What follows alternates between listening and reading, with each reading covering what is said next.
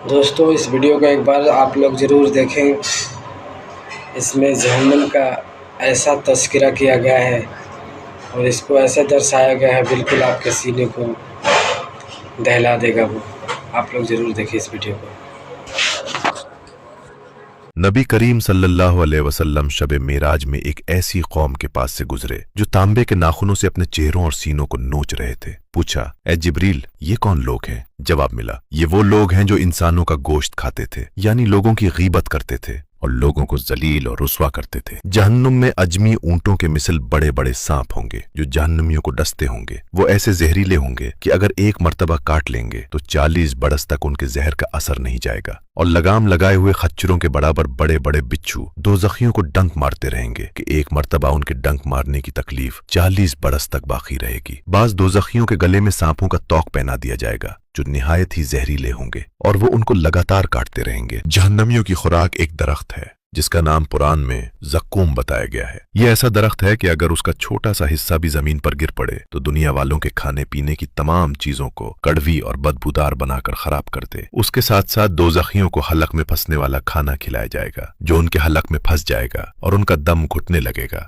جہنمی پانی مانگیں گے تو انہیں ایسا گرم پانی پینا پڑے گا جو روغن زیتون کے تل چھٹ کی طرح گندا ہوگا، جو منہ کے قریب لاتے ہی چہرے کی پوری کھال کو پگھلا کر گرا دے گا، اور یہی گرم پانی ان کے سروں پر ڈالا جائے گا۔ یہ پانی پیٹ میں داخل ہو کر پیٹ کے اندر کے تمام اعضاء کو ٹکڑے ٹکڑے کر کے ان کے قدموں پر گرا دے گا۔ دوزخیوں کو ایک اور بھیانک عذاب یہ دیا جائے گا کہ انہیں جہنمیوں کے بدن کی پیپ اور ناپاکی پلائی جائے گی جسے غساق کہتے ہیں۔ اس کی بدبو کا یہ عالم ہوگا کہ اگر اس کا ایک ڈول دنیا میں گرا دیا جائے تو پوری دنیا بدبو سے بھر جائے۔ ایک دن حضرت جبریل علیہ السلام رسول اللہ صلی اللہ علیہ وسلم کی خدمت میں حاضر ہوئے اور عرض کی، یا رسول اللہ، اس ذات کی قسم جس نے آپ کو نبی بنا کر بھیجا، اگر جہنم کو سوئی کے ناکے کے برابر بھی کھول دیا جائے تو تمام زمین والے اس کی گرمی سے ہلاک ہو جائیں۔ اگر اہل جہنم کا ایک کپڑا زمین و آسمان کے درمیان لٹکا دیا جائے تو اس کی بدبو سے تمام اہل زمین موت کے گھاٹ اتر جائیں۔ حضرت جبرائیل نے مزید عرض کیا، اگر جہنم پر مقرر فرشتوں میں سے ایک فرشتہ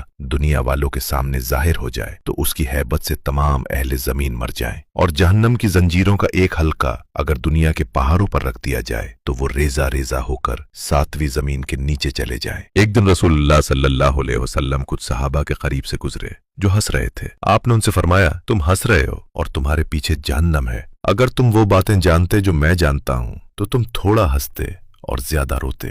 غیب سے آواز آئی، اے محمد صلی اللہ علیہ وسلم، میرے بندوں کو مایوس مت کیجیے، میں نے آپ کو خوشخبری دینے والا بنا کر بھیجا ہے، تنگی کرنے والا بنا کر نہیں بھیجا۔ پھر آپ صلی اللہ علیہ وسلم نے صحابہ سے فرمایا، راہ راست پر چلو اور میانہ روی اختیار کرو۔ ہمارے نبی صلی اللہ علیہ وسلم جو کہ امام الانبیاء ہے اور حضرت جبرائیل علیہ السلام جو کہ فرشتوں کے سردار ہے، یہ دونوں مقرب ہستیاں جہنم کے عذاب کے بارے میں سن کر روتی ہیں، اور ہم گناہگار ہیں مگر نہ دل لرزتا ہے نہ آنکھیں بھیگتی ہیں۔ افسوس، جہنم کے خوفناک عذاب کا سن کر بھی نہ ہمیں پشیمانی ہے نہ پریشانی۔ جہنم میں طرح طرح کے ایسے عذاب ہوں گے جن کو نہ کسی آنکھ نے دیکھا، نہ کسی کان نے سنا، نہ کسی کے دل میں ان کا خیال گزرا۔ جس طرح جنت کی نعمتیں بے مثال ہیں، اسی طرح جہنم کے عذاب بھی بہت زیادہ خطرناک ہیں جن کی کوئی نظیر اور مثال نہیں ہے، لیکن اس دردناک اور خطرناک جہنم سے نجات حاصل کی جا سکتی ہے۔ سال کے 12 مہینوں میں سے ایک مہینہ ایسا بھی ہے کہ اس میں اللہ تعالیٰ بے شمار لوگوں کی مغفرت فرماتے ہیں۔ رسول اللہ صلی اللہ علیہ وسلم نے فرمایا کہ ماہ رمضان کی ہر رات آسمانوں میں صبح صادق تک ایک فرشتہ اعلان کرتا رہتا ہے کہ ہے کوئی مغفرت کا طلبگار کہ اس کو بخش دیا جائے، ہے کوئی توبہ کرنے والا کہ اس کی توبہ قبول کی جائے، ہے کوئی دعا مانگنے والا کہ اس کی دعا قبول کی جائے، ہے کوئی سوال کرنے والا کہ اس کا سوال پورا کیا جائے۔ یہاں تک کہ اس ماہ مبارک کے آخری عشرے کو جہنم سے نجات کا عشرہ کہا گیا ہے، اور اسی لیے اس میں خاص طور پر جہنم کی آگ سے پناہ مانگنے کی تعلیم دی گئی ہے۔ رسول اللہ صلی اللہ علیہ وسلم نے فرمایا کہ جس نے سچے دل سے 3 مرتبہ جہنم سے پناہ مانگی تو جہنم خود اللہ کے حضور عرض کرتی ہے، اے اللہ، اسے میری آگ سے محفوظ فرما اور اپنی رحمت کے سائے میں جگہ عطا کر۔ تو آئیے ہم بھی مل کر دعا کریں، اے اللہ، مجھے جہنم کی آگ سے نجات عطا فرما۔ الہی آمین۔